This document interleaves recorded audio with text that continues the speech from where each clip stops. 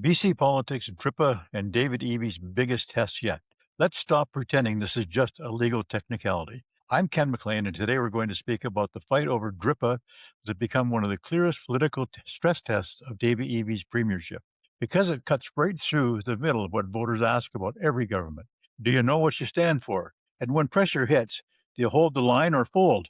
DRIPA, BC's Declaration on the Rights of Indigenous Peoples Act, was passed in 2019 to align provincial laws over time with the UN Declaration. It is not a side issue. It reaches into reconciliation, land use, consultation, legal interpretation, and business certainty. That is why Eby's handling of it has been so politically damaging. This month, his government moved toward legislation that would have suspended or amended DRIPA-related provisions, arguing recent court developments had created serious legal risk. Eby publicly said he was confident he had the votes. Then, after fierce backlash from Indigenous leaders and political opponents, the province reversed course. On April 20th, the Premier's office and the First Nations Leadership Council said the government would not introduce legislation this spring to suspend or amend DRIPA or related interpretation Act provisions. That is the flip-flop, not a media spin, not partisan, not exaggeration, an actual reversal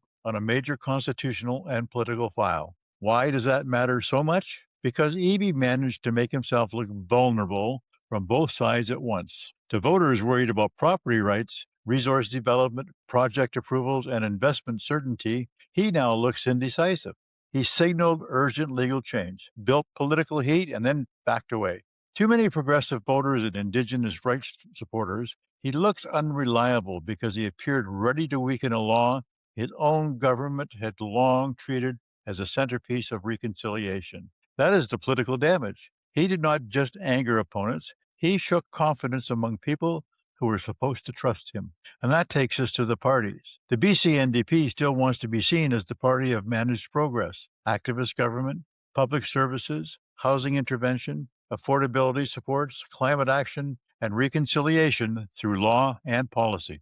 But on DRIPA, the NDP now looks like a government caught between its ideals and its anxieties. It championed the law when it was a symbol. It blinked when the legal and political consequences became harder to manage. That does not make the party look practical. It makes it look cornered. The BC Conservatives see the opening and are driving straight at it. Their current stance is much sharper. They argue DRIPA has created uncertainty and should be repealed or fundamentally reset. Politically, that gives them a clean message to voters worried about legal ambiguity, property rights, and whether BC is becoming harder to build, permit, invest in, or insure. That is not a fringe argument anymore. It is now one of the main opposition narratives in the province. But the Conservatives are not risk-free here either. If they sound like they're opposing reconciliation itself, rather than criticizing how DRIPA has been implemented or interpreted, they can alienate moderates and Indigenous communities. Even commentary sympathetic to repeal has noted the problem. If you tear it down, what exactly replaces it? Criticizing confusion is easy. Building a credible alternative framework is much harder. That is the Conservatives' test now. Can they sound like a government, not just an opposition movement running on frustration? The BC Greens, meanwhile, have the simplest line of all, and maybe the most consistent one. They say they're the only party in the legislature supporting DRIPA as written, and they are using this moment to argue that the NDP lost its nerve while the Conservatives want to roll rights backward.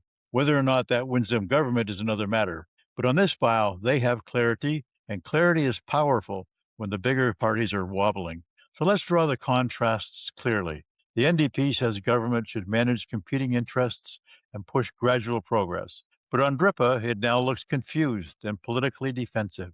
The Conservatives say BC needs legal clarity and a reset, but they still have to prove they have a responsible replacement for what they want to undo. The Greens say both larger parties are failing. The NDP on principle and the Conservatives on rights and long-term thinking. And on this issue, they have the cleanest internal consistency. Now, what happens if an election were held today? Well, Eby still has power. The current standings are 47 BC NDPs, 39 Conservatives, 2 Greens, and 5 Independents in a 93-seat legislature. So the NDP still has a 1-seat majority.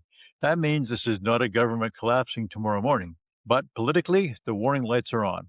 Recent Angus Reid polling published March 31st found the BC NDP and BC Conservatives statistically tied in vote intention, explicitly saying recent land rights and indigenous rights issues were weighing heavily on the political landscape. That is the real takeaway. DRIPA may not decide the next BC election by itself. Affordability, housing, healthcare, public safety, taxation, and general economic confidence will still matter more to many voters day to day. But DRIPA has become a symbol issue, a proxy for whether David Eby looks steady, coherent, and capable of handling high-pressure political conflict. And right now, this episode has made him look weaker than he can afford to look. So here's the bottom line for the audience. David Eby is trying to hold the political center, but on DRIPA, he ended up looking like he was backing away from both certainty and conviction. The Conservatives have an opening because they can say the NDP created confusion and then retreated. The Greens have an opening because they can say the NDP bent under pressure and the Conservatives would go too far in the other direction. That is why this issue matters. It exposes the vulnerabilities of all three parties at once. And that is where BC politics stands right now. The NDP still holds power, but looks less sure-footed. The Conservatives have momentum, but still need to prove they are more than protest. The Greens have moral clarity, but not yet governing scale. And DRIPA has turned into the file that makes every one of these truths harder to ignore. I'm Ken McLean. Thanks for listening. We'll see you next time.